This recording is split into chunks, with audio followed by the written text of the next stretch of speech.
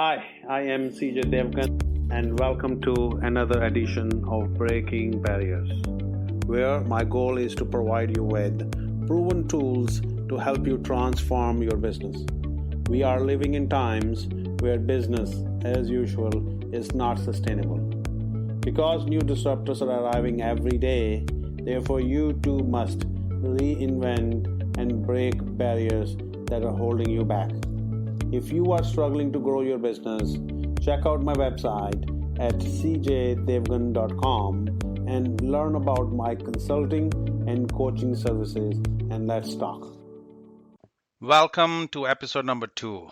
Last week we were discussing the importance of change management, and we were using the reforms that the government of India introduced recently in their agriculture sector as a backdrop. Again, my guest is Naresh Sharma, and we will continue with his question on MSP, minimum support price. So what is the MSP again? It's like minimum wage or something different in farmers' terms? Very excellent question. A lot of misconceptions are out there. Even I didn't truly understood the concept of minimum support payment. So MSP stands for minimum support price that buyer must pay for a commodity. So if you have wheat, there is a government-defined minimum support price, for example, $100. So then the buyer cannot purchase that for less than $100. They can pay more than $100 quintal, but not less than. But there are myths about MSP also, right? So MSP does not cover all commodity. It only covers 23 commodities. So it's only on selected ones? Yeah, government has identified certain like 7 cereals, 5 pulses, 7 oil seeds, and 4 commercial crops like cotton, sugarcane, cocoa. So it's not throughout. So if you are a fruit farmer, so you're a vegetable farmer, none of your fruits, none of your vegetables. If you are a dairy farmer, your dairy produce is not covered. If you are a meat farmer, or other things like that, they are not covered. So only 23 commodities are covered. That's myth number 1, okay? That everything is covered. Now, second was more mind-boggling for me because, like you said, minimum wages, right? So government of Ontario has a minimum wage of $15. But that doesn't mean if a person does not get a job, he can go to government and says, I'm not getting a job, you pay me $15. All it says is that if you're going to hire somebody, you cannot pay them less than $15. So it means the same thing if you have a crop, whatever, for example, bajra or arhar or something like that. And you went there and there is a minimum price defined for that. And nobody wants to buy it for that price. You cannot force them to buy it. And you cannot say, government, you buy my produce. Nobody will buy your produce. You come home with that tractor trailer back home because no one was able to buy it. Now, people do, and this is, again, he say, she say kind of a thing. Then what is left for farmers? They cannot keep that produce home. Then they sell it illegally outside of the mandi. Okay, so MSP does not mean that if nobody buys, then government buys. Now, there's only 2 products if my knowledge is correct. One is wheat, and second is rice. Those are the only 2 commodities that if nobody buys, farmers can go to Food Corporation of India and sell it there. Okay, because government of India needs it to give ration and things like that to poor people. And they buy that. But even there's a lot of corruption, and I don't want to get into that because then it will become a messy thing. But of 23, maybe 2 commodities are where there is true floor and a safety net for farmers. And that's the crux of things. Why Haryana and Punjab are at the top of this agitation? Because more than 60-70% of the crops grown in these states is either wheat or rice.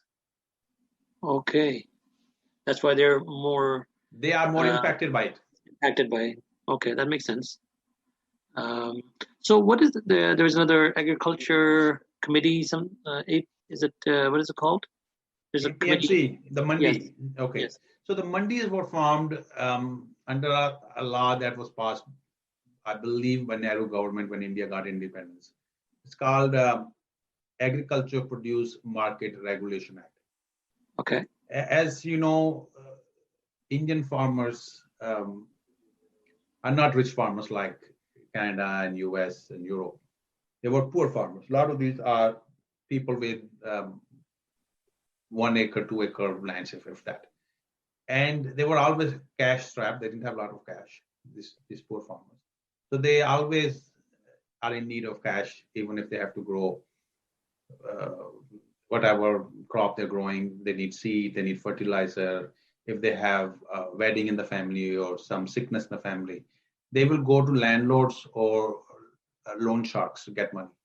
And even today, in the small villages, these loan sharks are charging 3-4% per month. And Per month? what was per month? It's crazy. It's crazy. And what used to happen was when these farmers' crops would get ready, they will come to the farmer's field and they will say, okay, give me your money. You promise us that you will give us money when the crop is ready. Your crop is ready. And he will say, okay, and these poor farmers don't have means, tractors, things like that to take it to any marketplace. And they say, I will pay you this much money and I will buy your crop. And the poor farmer has no choice but to sell it to them. So they will pay a very low price for his crop. And then they will deduct all their interest and everything. And poor farmer was literally left with nothing for all the hard work that he had put. The government said no person can come to farmers' land and purchase anything. And that is why it was made illegal. So farmer can only sell their produce at a government established mandi where government will approve X number of buyers who they have vetted that can purchase that. So these were, in government's mind, authentic people. They won't be cheating farmers away. So that was the whole concept of APMC when it was built back in 50s, late 50s or 60s, something like that. Now our farmers are not in the same state as they were then. We have progressed. Our farmers are educated, they're empowered, and things like that. So that is why this whole concept now is actually shackles rather than a propeller. Now, another thing is the government is not saying that APMC will be abolished. These mandis will still stay there. So that's what APMC is, if that makes sense. That makes sense. That's very good. Thank you so much for explaining it. I really like the way to put it in easy terms for an average person to understand. Thank you. Yeah. Now there is one drawback also, that even though APMC will stay, one of the fears that farmers have, that I have heard from farmers, is that if the mandi goes away, right now they will form a competition for private markets. But eventually, if private markets is buying everything, this APMC will go out of business, especially because APMC, given it was a government entity, a government established entity, there were a lot of levies that were imposed on it. And it's like, if I go back to the taxi example, where taxi owners were forced to pay certain levies that Uber drivers were not forced to, like insurance. If my memory serves me, a taxi insurance costs $300-400 per driver, whereas in Uber, you could be driving with your own personal insurance.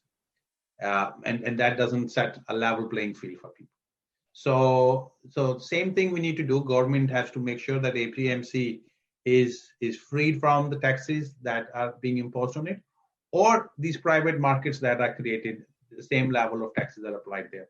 So there is an equal level playing field for private marketplaces versus these previously established government marketplaces.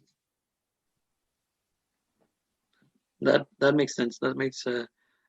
When you have a level playing field, you don't feel that you're starting from like behind your competition. So it's everybody's then let the market decide who they what they want to deal with. But as long as if it's a level playing field, if it's not, then you're already like I said, you're already in the red before you start. Absolutely. Oh, that's thank you so much, CJ. It was very, very informative. For me, I found it really informative, and I'm sure your listeners, people who are in your group, would also benefit from. At least I'm hoping, I'm sure they would benefit from just listening to this conversation. And perhaps we could, if we have any more questions, we can do it again in the future. Absolutely. This is a very broad subject. And today's session, we only focused on one of the 3 laws that are out there. And that even not at the depth that it requires. But again, as I said, the goal is not to talk about these laws. It was just to talk about some misinformation that exists out there. I would strongly suggest people to go and download these laws. These are available on the net. Read them out. They are plain English. You can understand it. But from my perspective and for my wider audiences, in coming episodes, I think this season I will focus on change management, and we may continue to use this case study as what could have been done differently by the government of India, and talk about importance of communication, especially effective communication. Some study says no communication is better than poor communication. But again, what is effective communication? What are the various tools available for effective communication? We'll talk about that. And then we will also talk about different methods that you have access to promote change within your organization, because change is very difficult, right?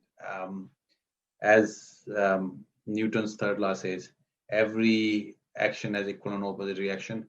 Anytime you make any changes, there will always be some reaction which will create resistance. So we have to be very cognizant of how we are implementing change. So with that, I want to thank you, Naresh, for taking time on a Sunday, Super Bowl Sunday morning. The Super Bowl, yes. Yeah, no, thank you so much. And it was, again, a pleasure speaking to you here as well. And we'll talk soon. Thank you. Bye. Take care. That is it for today. Thank you for listening. Let's go out and break barriers and generate new possibilities. Please be sure to visit our website at cjdevgan.com. And if you like our show, please subscribe, leave a rating and a review for us on iTunes.